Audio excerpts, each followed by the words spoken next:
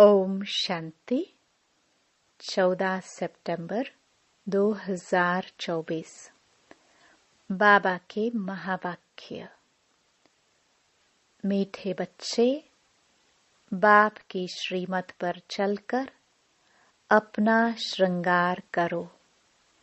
पर चिंतन से अपना श्रृंगार मत बिगाड़ो। टाइम वेस्ट न करो। प्रश्न। तुम बच्चे बाप से भी तीखे जादूगर हो, कैसे? उत्तर।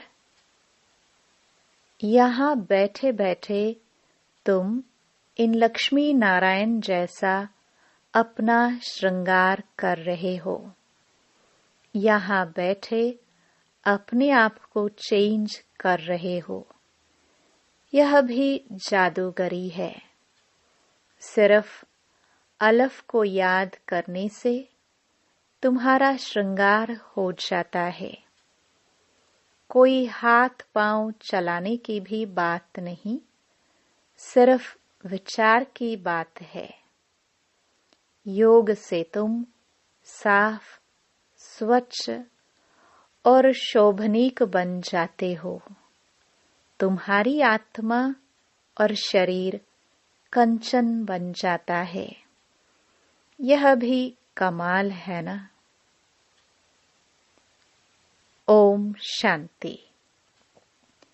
रूहानी जादूगर बैठ रूहानी बच्चों को, जो बाप से भी तीखे जादूगर हैं, उन्हों को समझाते हैं।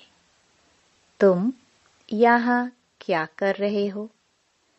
यहाँ बैठे बैठे कोई चुरपुर नहीं। बाप अथवा साजन सजनियों को युक्ति बता रहे हैं। साजन कहते हैं, यहाँ बैठे तुम क्या करते हो? अपने को तुम ऐसे लक्ष्मी नारायण मिसल श्रृंगार रहे हो। कोई समझेंगे? तुम यहाँ सब बैठे हो, फिर नंबरवार पुरुषार्थ अनुसार तो हो ही ना। बाप कहते हैं, ऐसे श्रृंगारे हुए बनना है। तुम्हारी एम ऑब्जेक्ट ही यह है, भविष्य अमरपुरी के लिए। यहाँ बैठे हुए तुम क्या कर रहे हो? पैराडाइज के श्रृंगार के लिए पुरुषार्थ कर रहे हो। इसको क्या कहें? यहाँ बैठे हुए अपने को चेंज कर रहे हो।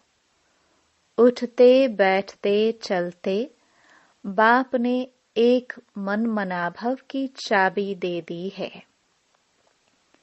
बस एक सिवाय इसके और कोई भी फालतू बातें सुन सुनाकर टाइम वेस्ट मत करो। तुम अपने ही श्रृंगार में लगे रहो। दूसरा करता है व नहीं, इसमें तुम्हारा क्या जाता है?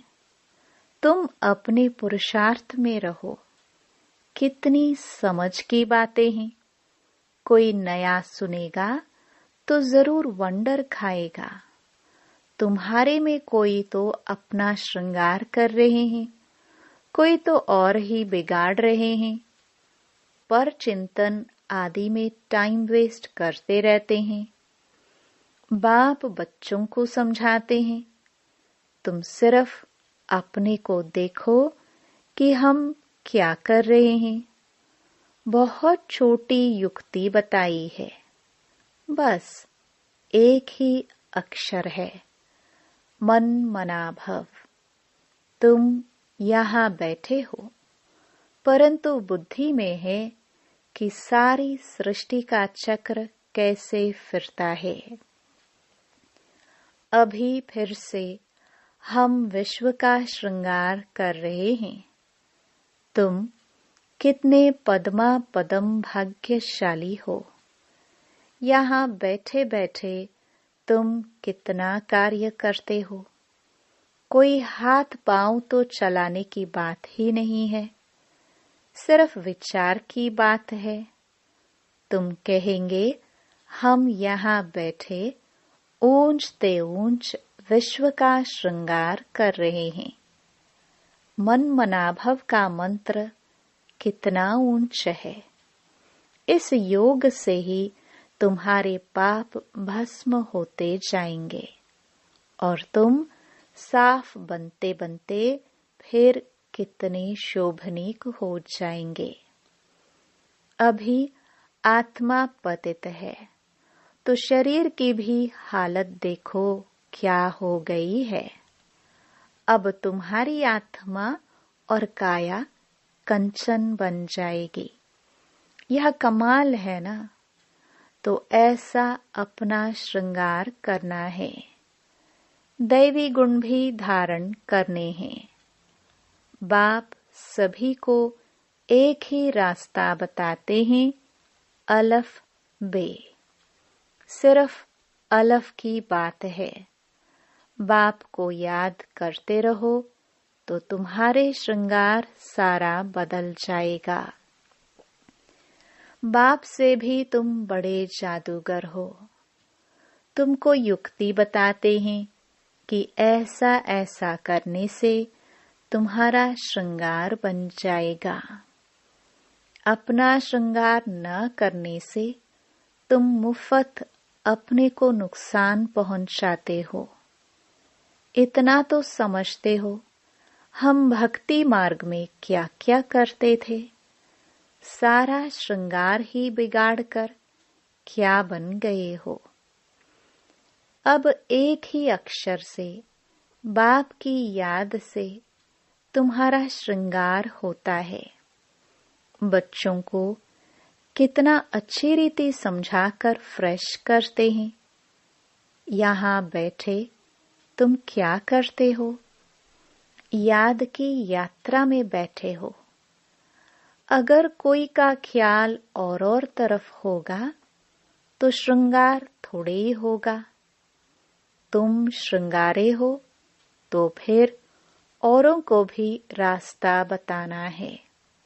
बाप आते ही हैं ऐसा श्रृंगार बनाने। कमाल शिव बाबा आपकी। आप हमारा कितना श्रृंगार करते हो। उठते बैठते चलते हमको अपना श्रृंगार करना है। कोई तो अपना श्रृंगार कर फिर दूसरों का भी करते हैं। कोई तो अपना भी श्रृंगार नहीं करते तो दूसरे का भी श्रृंगार बिगाड़ते रहते हैं। फालतू बातें सुनाकर उनकी अवस्था को भी नीचे गिरा देते हैं। खुद भी श्रृंगार से रह जाते हैं तो दूसरे को भी रहा देते हैं। तो अच्छी रीति सोच विचार करो बाबा कैसे कैसे युक्ति बताते हैं। भक्ति मार्ग के शास्त्र पढ़ने से यह युक्तियां नहीं आती हैं। शास्त्र तो हैं भक्ति मार्ग के। तुमको कहते हैं तुम क्यों शास्त्रों को नहीं मानते हो? बोलो हम तो सब मानते हैं। आधा कल्प भक्ति की है। शास्त्र पढ़ते हैं तो कौन नहीं मानेंगे। रात और दिन होते हैं तो जरूर दोनों को मानेंगे ना। यह है बेहद का दिन और रात। बाप कहते हैं मीठे बच्चों तुम अपना श्रृंगार करो। टाइम वेस्ट मत करो। टाइम बहुत थोड़ा है। तुम्हारी बड़ी विशाल बुद्धि चाहिए। आपस में बहुत प्रेम होना चाहिए। टाइम वेस्ट नहीं करना चाहिए क्योंकि तुम्हारा टाइम तो बहुत वैल्यूबल है। कौड़ी से हीरे जैसा तुम बनते हो। मुफ्त में इतना थोड़े सुन रहे हो। कोई कथा है क्या? बाप अक्षर ही एक सुनाते हैं। बड़े बड़े आदमियों को जास्ती बात थोड़ी करनी चाहिए। बाप तो सेकंड में जीवन मुक्ति का रास्ता बताते हैं। यह है ही ऊंच श्रृंगार वाले। तब तो उन्हों के ही चित्र हैं जिनको बहुत पूजते रहते हैं। जितना बड़ा आदमी होगा उतना बड़ा मंदिर बनाएंगे, बड़ा श्रृंगार करेंगे। आगे तो देवताओं के चित्र पर हीरे का हार पहनाते थे। बाबा को तो अनुभव है ना, बाबा ने खुद हीरे का हार बनाया था लक्ष्मी नारायण के लिए। वास्तव में तो उन्हों जैसी यहाँ पहरवाइज कोई बना ना सके। अभी तुम बना रहे हो नंबरवार पुरुषार्थ अनुसार। तो बाप समझाते हैं, बच्चे टाइम वेस्ट ना अपना करो ना औरों का करो। बाप युक्ति बहुत सहज बताते हैं, मुझे याद करो तो पाप मिट जाए। याद बिगर इतना श्रृंगार हो न सके। तुम यह बनने वाले हो ना, दैवी स्वभाव धारण करना है। इसमें कहने की भी दरकार नहीं, परंतु पत्थर बुद्धि होने कारण सब समझाना पड़ता है। 1 सेकंड की बात है। बाप कहते हैं, मीठे मीठे बच्चों, तुमने अपने बाप को भूलने से कितना श्रृंगार बिगाड़ दिया है। बाप तो कहते हैं, चलते फिरते श्रृंगार करते रहो, परंतु माया भी कम नहीं है। कोई कोई लिखते हैं, बाबा आपकी माया बहुत तंग करती है। अरे हमारी माया कहाँ है, यह तो खेल है ना। मैं तो तुमको माया से छुड़ाने आया हूँ। मेरी माया फिर काहे की। इस समय पूरा ही इनका राज्य है। जैसे इस रात और दिन में फर्क नहीं हो सकता, यह फिर है बेहद की रात और दिन। इनमें 1 सेकंड का भी फर्क नहीं हो सकता है। अभी तुम बच्चे नंबरवार पुरुषार्थ अनुसार ऐसा श्रृंगार कर रहे हो। बाप कहते हैं, चक्रवर्ती राजा बनना है तो चक्कर फिराते रहो। भल गृहस्थ व्यवहार में रहो। इसमें सारा बुद्धि से काम लेना है। आत्मा में ही मन बुद्धि है। यहाँ तुमको बाहर का गोरख धंधा कुछ भी नहीं है। यहाँ आते ही हो तुम अपने को श्रृंगारने, रिफ्रेश होने। बाप पढ़ाते तो सबको एक ही जैसा है। यहाँ बाबा पास आते हैं नई नई पॉइंट्स सम्मुख सुनने।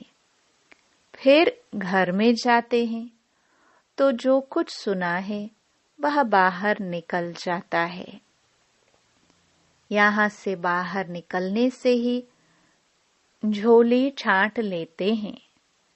जो सुना उस पर मनन चिंतन नहीं करते हैं। तुम्हारे लिए तो यहाँ एकांत की जगह बहुत है। बाहर में तो खटमल फिरते रहते हैं। 1-2 का खून करते पीते रहते हैं। तो बाप बच्चों को समझाते हैं, यह तुम्हारा टाइम मोस्ट वैल्यूएबल है। इसको तुम वेस्ट मत करो। अपने को श्रृंगारने की बहुत युक्तियां मिली हैं। मैं सबका उद्धार करने आता हूँ। मैं आया हूँ तुमको विश्व की बादशाही देने। तो अब मुझे याद करो। टाइम वेस्ट मत करो। कामकाज करते भी बाप को याद करते रहो। इतनी ढेर सब आत्माएं आशिक हैं, एक परमपिता परमात्मा माशुक की। वह सब जिस्मानी कथाएं आदि तो तुम बहुत सुनते हो। अब बाप कहते हैं यह सब भूल जाओ। भक्ति मार्ग में तुमने मुझे याद किया और वायदा भी किया है, हम आपके ही बनेंगे। ढेर के ढेर आशिकों का एक माशुक। भक्ति मार्ग में कहते हैं ब्रह्म में लीन होंगे। यह सब हैं फालतू बातें। एक भी मनुष्य मोक्ष को नहीं पा सकता है। यह तो अनादि ड्रामा है। इतने सब एक्टर्स हैं, इसमें जरा भी फर्क नहीं हो सकता है। बाप कहते हैं सिर्फ एक अलफ को याद करो तो तुम्हारा यह श्रृंगार हो जाएगा। अभी तुम यह बन रहे हो। स्मृति में आता है अनेक बार हमने यह श्रृंगार किया है। कल्प कल्प बाबा आप आएंगे, हम आपसे ही सुनेंगे। कितनी गुह्य गुह्य पॉइंट्स हैं। बाबा ने युक्ति बहुत अच्छी बताई है। वारी जाओ ऐसे बाप पर।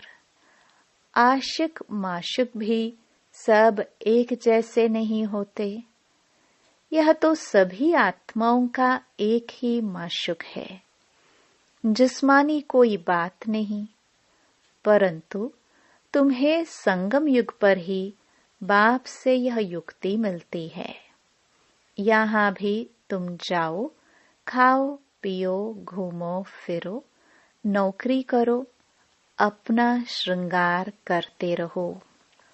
आत्माएं सब एक माशुक की आशिक हैं।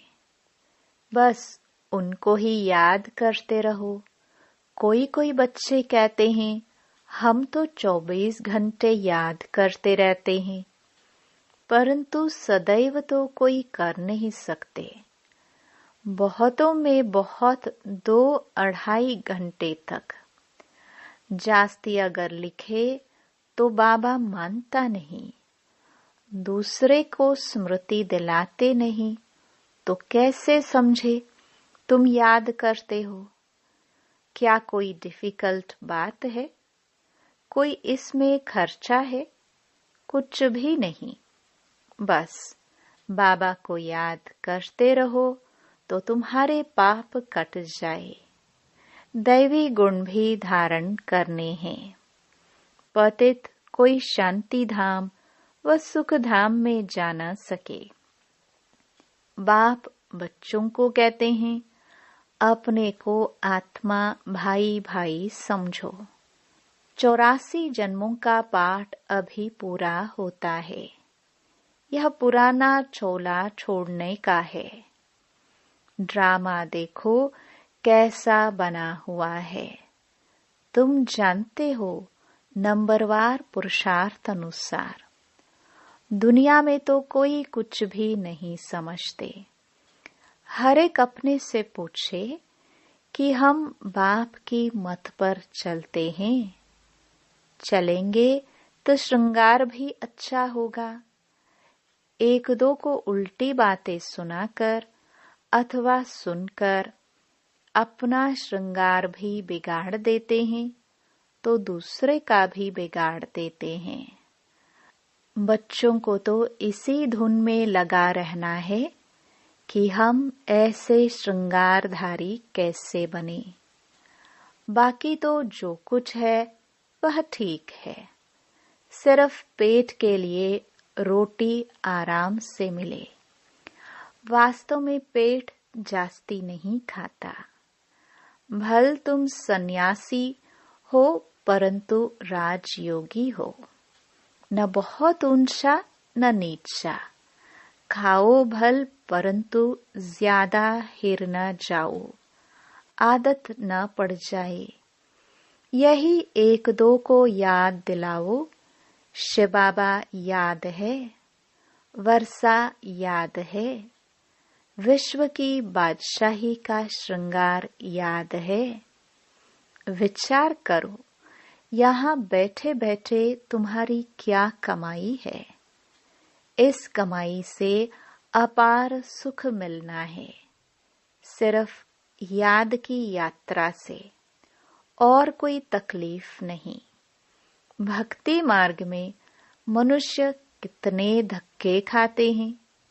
अभी बाप आए हैं श्रृंगारने, तो अपना अच्छी रीति ख्याल करो, भूलो मत। माया भुला देती है, फिर टाइम बहुत वेस्ट करते हैं। तुम्हारा तो यह बहुत वैल्यूएबल टाइम है। पढ़ाई की मेहनत से मनुष्य क्या से क्या बन जाते हैं। बाबा तुमको और कोई तकलीफ नहीं देते हैं, सिर्फ कहते हैं मुझे याद करो। कोई भी किताब आदि उठाने की दरकार नहीं।